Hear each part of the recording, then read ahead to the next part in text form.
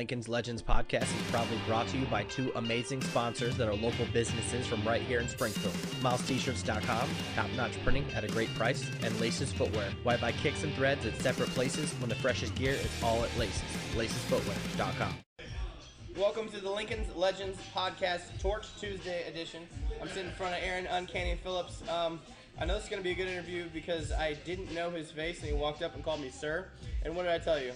Oh, don't do that. He felt a little disrespected, like I had started some stuff, but he told me my WWF shirt with Rowdy Roddy Piper and the Ultimate Warrior redeemed it. And it is WWF. It does not say WWE, no. Which is it's awesome. I'm a little scared though because there's only one black guy here. That's so far. You're supposed to represent the black audience. I do. They'll be here later. If you know anything about black people, on time really isn't our thing. I've heard a word called CPT. Yeah. Can we talk about the CPT? Colored people time. I'm usually on it. I was on time tonight though. But yeah, we usually get started a little later, around 11:30. We start to fill up, and we usually start doing our thing right around then, and last till about 1:30, maybe a little bit before 2.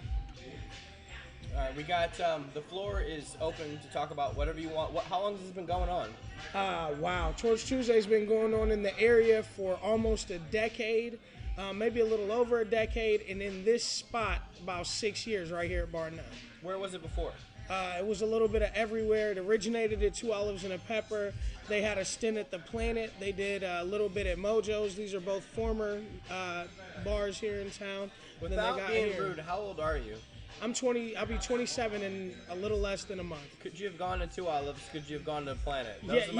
Two Olives was a restaurant, so yeah, I could get in there. I was like 16 when we went in there. And then the Planet, I technically wasn't supposed to be there. Yep. But I did get a couple Torch Tuesdays. I snuck into Mojo's. I was still like 18, 19 going in there. But yeah, I was a baby, but you know, I was there. Well, you're dedicated, definitely. Yeah. What are some of the highlights that you've seen in your, I don't want to say tenure because you're still young, right. but what are some of the highlights of the stuff that you've seen? Oh man, I got to see a lot of, we do 52 of these every year. I've been involved since 2012, so a little over a couple, 100 shows. You know what, let's put a pin in the highlight. How about put some plugs? So if people want to come here, where do they we've start? had Rascast, we've had Copyright, we've had Matlock. No. I'm saying plugs of where they can go to find out where we're at, what it's about, the times. I got you. Facebook.com/Torch Tuesday is kind of where you can find all of our info. TorchTuesday.com needs updated, but you can find some stuff on there about who's stopping through, what we have going on, contests, giveaways, all of that fun stuff. Okay, so then let's go back to the highlights now about the favorite times that you've seen. All right, now let's backtrack a little bit. Favorite times I've seen, like I said, I got to see Rascast here. He's a hip-hop legend. Got to see Copyright here. I had Raekwon from the Wu-Tang Clan here. And just watching some of the local artists just develop into touring artists. We've sent a couple guys out of town, Kansas City, Champaign, Chicago, to do shows from here. So just, watching the scene grow a little bit and develop has been kind of the highlight, really. To take someone that's never walked in the door and then you describe Torch Tuesday, are they going to be overwhelmed? Are you going to say, you've got to see this? Or are you going to say, how would you pitch it to somebody else? Saying, if you've never been here, this is what we have. If you've never been here, I would tell you we are the premier weekly hip-hop show in the Midwest. We showcase talent from all around the 217 area code, mostly hip-hop based. Sometimes you can come in and catch some soul, R&B, and comedy. That's how I would try and pitch it. But how does it break into those? I'd say it's an umbrella or a spider web. Right. How do you get, because for me, I have a rock background. I think open mic night, I think you sign your name on the list.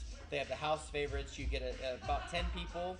That's pretty much it because they're all going to have so much. They're all going to get like a half hour of time. Okay, that's long. That's long. See, here we do short sets. Usually 1-2 songs. Most sets are under 10 minutes, so we can kind of get through a lot of artists.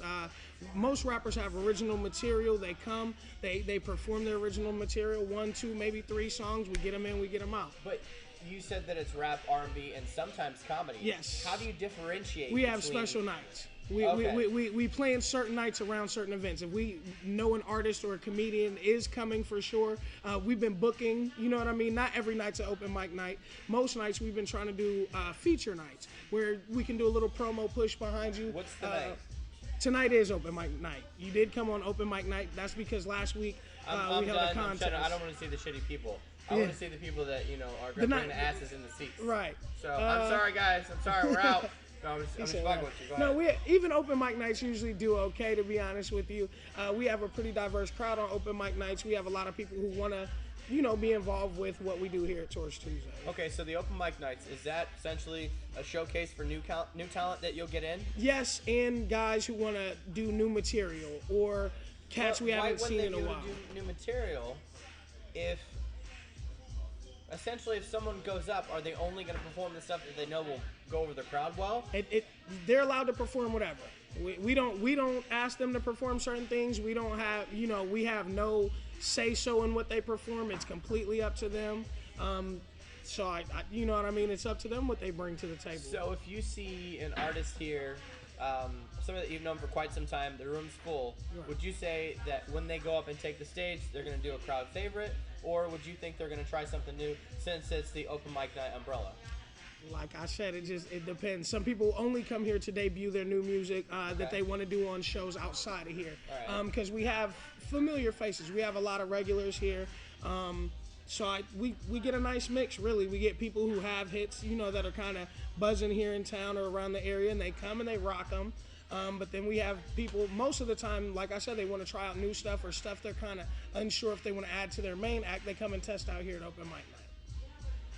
Tonight, do you think you'll have, you can't predict the weather, right, but do you feel it'll be some heavy hitters? You think it'll be hit or miss? Because I don't see a lot of stuff going on downtown this evening, right, and I think it'd be a premiere night for someone to come down and show, what they've got. It all depends, man. It all depends. Some people are really in tune, and they know that it's open mic night. Some people are calling my phone right now as I'm sitting here talking to you, trying to figure out what we got going on, you know what I mean? But as far as heavy hitters, man. Tell me about when the calls are coming in, are you more of a guy that's saying there's something happening that's awesome here every night, or are you going to say, no, stay home? I'm going to tell you there's something good enough to come out for every night. That's awesome. Because, I have to lie a little. My job is advertising and marketing. It's embellishing. I would not. No, I would say that this venue is here. This evening is here in this venue to showcase whatever the night has in store. There you go. So if the person stays home, then that's on you. Right, you missed it. You missed the showcase. No, absolutely. Let's see. I'm lucky to be here early enough, and I appreciate it, where we're not talking over people, because sometimes it gets lost in translation. For sure. But you said, what do we got? We got so it's a little before 10, and this stuff will be set up. Now, do you have a list that's gonna go on? Yes, we do. We do have a list. Miss Angel P. Shouts out to Miss Angel P. She usually handles our stage booking. I kind of am the mouth of it. You said stage booking, but it's an open mic night. Now as far as the stage handling, as far as the order of who's going on, and so people have to go through her. Yes.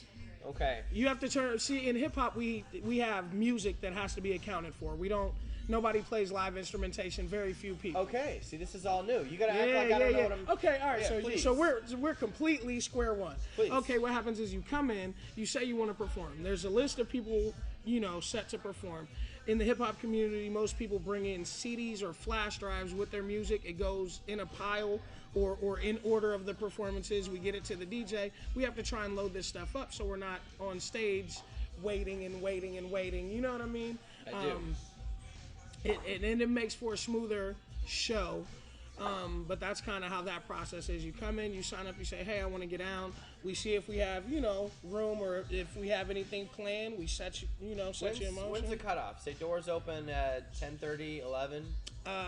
So cutoff is, it depends on how late we get started. And like you said, sometimes heavy hitters come out, so you kind of have to accommodate people who are going to rock your crowd. It's a lot of it is play by ear, off the cuff, as it goes. Like there's very little of it that's actually set in stone. So say you've got 7 solid acts, right? And you have, I would say, 2 more that are just hanging out. We kind of try and get the people who are less serious to go first. Absolutely. And then more of the serious acts we try and put toward the middle. Just because that's when our crowd's at capacity. It's usually around the middle part of our show, right about 12:45, 1 o'clock is usually about the peak of our show.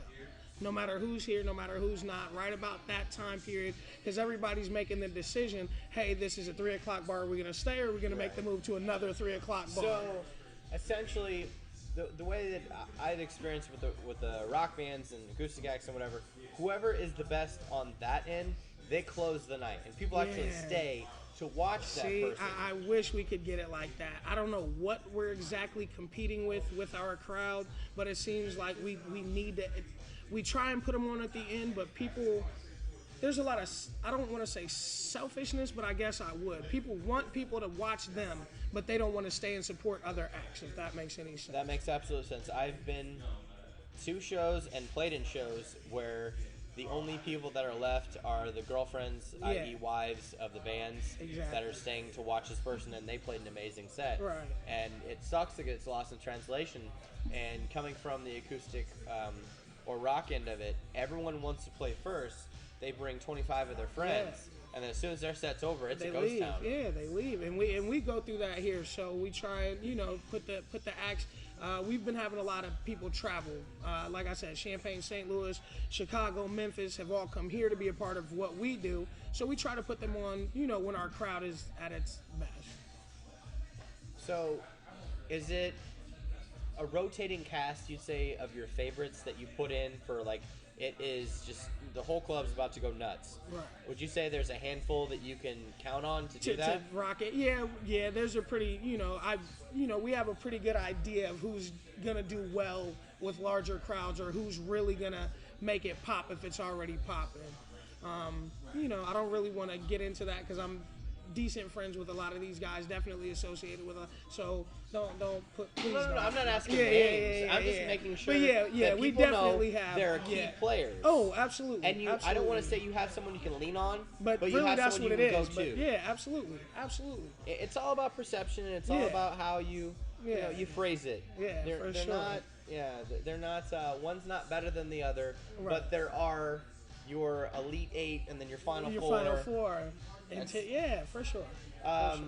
I hate to sound cheesy, but there are going to be people that listen to this that will only know a hip hop open mic night to that of Eminem's 8 Mile. Do you guys have battles? We do. We try to separate them a little bit. We've been having some pretty big events, actually. Black Sheep right here at Bar None. 4 Seasons have all played host to some of these events.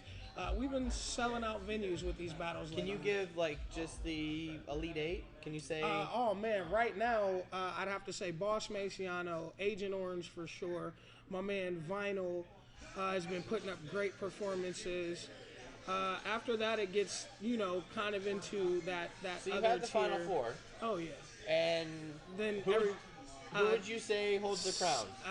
Right now, Agent Orange has to have the crown. I mean, it's kind of, he had it for a while and then kind of fell off the scene, but then when he got back on the scene, he hasn't taken any losses. So, that's awesome. So yeah, the crown is, Agent Orange right now.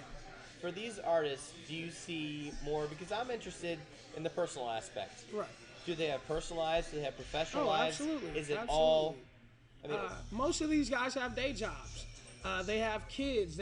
All of us, live regular lives outside of this hip hop world, and we're just trying to figure out how to make the two mesh. Really, how to make the hip hop world and our reality all one. Like, you don't have to necessarily be in your rapper form all the time, but how you can make financial decisions from your hip hop life, if that makes any sense.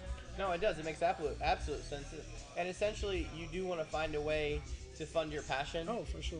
But then at times it doesn't become the passion because it's a job. Yeah. So that's a very delicate dance with any passion that you have. Let's see. Let's do the if you were mayor for a day. Sure. Springfield, 24 hours. Time you wake up to the time you go to bed. What would you change? Oh man, how we allocate funding for special projects, as far as moving things around to maybe the north and east side to bring some more revenue to those sides of town. I mean, they're poorer sides of town. How do you fix that? You put money into it to get money out of it. So if I had 24 hours, I would, allocate funds a little differently. So you'd put the plans in development to change those parts of town. For sure. I tell you what, there's a lot of awesome stuff going on in Southtown right now. Yes, it is. I would even say renaissance. Yeah. I was fortunate enough to sit down with Brian Galecki before the Illinois Times interview. Shouts out to Brian. And, I love those guys. my Him gosh. and Brandon and Oh, Kev. Yeah, great guys. You can literally, it is a punk rock mecca where you can write, record, everything, perform, everything, practice, and shoot sell your videos, own music. everything right there on that corner. Now, thankfully, they let us do our thing a little bit there too. please tell me more about your partnership with them. It's actually very new. It's very recent. I've done 3 events there at the Black Sheep starting this year. It's basically the only all ages venue you can book in town, and they still kind of let us do whatever we want. They don't censor us. They don't put a cap on what it is we do. And man, really, that's it. Like, they're good guys. They don't, they really, I can't explain it any better than they just let us bring what we do to them. Yeah, they let us bring hip hop to the Sheep with no restrictions, and they kind of let us just, do us. Now, I talked to Brian a while ago. We work close together in our professional lives, and he was showing me that there was a video that was shot on a random weekend at Black Sheep, but they would have loved to known about it because they could have helped promote it. Now, do you know anything about that? The video I shared with him, I believe that was the Therio video. I didn't know. I run a website, 217hiphop.com, and what I do is try and stay up to date on kind of all the music videos, the releases, the shows, and do a little bit of press work on them. And I happened to stumble across it, and I shared it with him. I had no idea about that one. I actually helped set up the Jay Wills video there. We just had a battle video drop from there a couple days ago. But the one you're referencing... Where can you find this video? On YouTube, Google Barbell Battle League, Esco, ESKKO Media. You can find it on his YouTube page, and that'll... Is this a local artist? He is from Decatur. He did some film work for us at this past show, but the artists that are performing are from here. Relentless is from Decatur, Southside's from here. Let's do, this is the fun part of the show. Sure. I call it Lincoln's Losers. Okay. I compare it to my neighbor Steve. His dog shits on my yard every day. And I tell him I can't argue enough just to stop. So every time Steve listens to the podcast, he hears me throw him under the bus. Now, I'm not asking you to cut somebody with words, but here's your chance to, like, you know what? Screw that guy. Or that entity or that idea, but just take it into consideration that people will hear this. It's on iTunes. Okay. I have actually never been put in a position to openly slay anyone or anything. Seriously, because in my workings, I try so hard to go the political route. The problem is you're an adult. I can see it in your eyes. There's so many things you want to say. I want to say it, but I'm because I know. You are a light-skinned black person, but right now it's on fire. I can see it. I can see your skin's on fire. Only because I host a radio show, you know what I mean? So I know there are certain things that I absolutely How about would this? love How about this? to. I'll lead you a little bit. Is there an idea that you don't believe is there an idea that you don't believe in, and you would say, these guys are losers? This is Ryan Galecki route. He said, the Lincoln's losers are people that are bad, that are talking about such and such when it's completely different. Oh. See, he's got it too. He knows what's going on. Okay. Probably, I don't know, man. I don't know. I'm You're totally burning on the I'm inside. totally fight the powers that be. I'm totally conspiracy theory guy. I don't want to weird anybody out and have them turned off to the things I do. So it's like, I really. I didn't mean to catch you off guard. No, you're good. You're good. These are the things great interviews and great shows are made of. Is when you get your guest a little uncomfortable. Not that I'm uncomfortable. Like I said, I don't know what it is I want to say or how I could. You care so much about the project that you're attached to that you're not willing to let me have anything. No, and for that, I commend you. I'm shaking your hand, man. He's true professional because, like I said, he's burning on the outside. And he didn't want to look at me in the face because he's afraid that he's going to slip out and say the name or a company. I can't. You know what? I can't. Only because I want to sell ad space on my show, so I can't. So I can't knowingly, you know what I mean? Oh, I do. So, have you contacted any of the folks that run the large music festivals to get a hip-hop act in there? I have not. Only because I'm not sure which route to go. Get your shit together. I need to. Do you have people here that you feel are worth being on that? Absolutely. Then what's the problem? Absolutely. Dude, we have some regulars here. Don't tell me, tell them. Really good. Send an email. Make a phone call. Gotcha. That's my challenge to you, my friend. Okay. Because I have been a fan of this project for a really long time. For sure. And I've never been afraid of different genres or different people, but I've never got to make my way in here. Right, so absolutely. This to me is a big deal to be able to sit down with you, and you can tell me everything about it that I've always had questions for. Okay. But yeah, I personally would love to see a hip hop act. And no offense to Gypsy Collabo, because they're great at what they do. They're very good. But they also infuse rock. Oh yeah. But and I feel that you could bring. Oh no, absolutely. Yeah. They're a little bit of everything. Yeah, yeah. But definitely. I would prefer kind of the narrowed down Straight version. like a straight hip hop. I guess Agent Orange and the Moon Men, who are both local hip hop acts. I don't know if it was Down Home or one of the festivals that took place over the summer. They were on the bill. Okay. I didn't have anything to do with booking that. I was at the performances. They did a great job. See, I didn't even know they got that shot. Yeah, That's awesome. Agent Orange did, I think, like a 10 or 15 minute, and I know the Moon Men also got to do like a 10 or 15 minute. Tell me about the Moon Men. That's the MC and Jim Smiley. They are both I met Jim veteran. Smiley tonight. Great guy. I did. He's a veteran MC, man. Been doing it a long time. I actually met Jimmy in church when we were, we little people, 8, 9 years old, and we both kind of caught the rapping bug around 11 or 12. And my first real rap memory is Jim Smiley beating me in a church talent show. That's awesome. Yeah. So we go way back. Me and the MC were 7th grade gym class heroes together. Nice. So I know these guys pretty well. Great dudes. Nobody travels like them as far as from this area. Right. As far as marketing and branding this area in themselves, it's hard pressed to find anybody who does it better. Their music is decent. I'm not gonna tell you it's my favorite because it's not, but they're good at what they do. You know what I mean? Good use of the word. You've been practicing this. You do years. before you go to sleep every night, don't you? You look in the mirror and you're like, I'm not gonna offend anybody. Yeah. I'm not gonna offend anybody. I don't do that, man. It's just with power comes responsibility, and I feel like at this point I've been working a long time for a voice, and so now that I have it, I don't want to compromise it.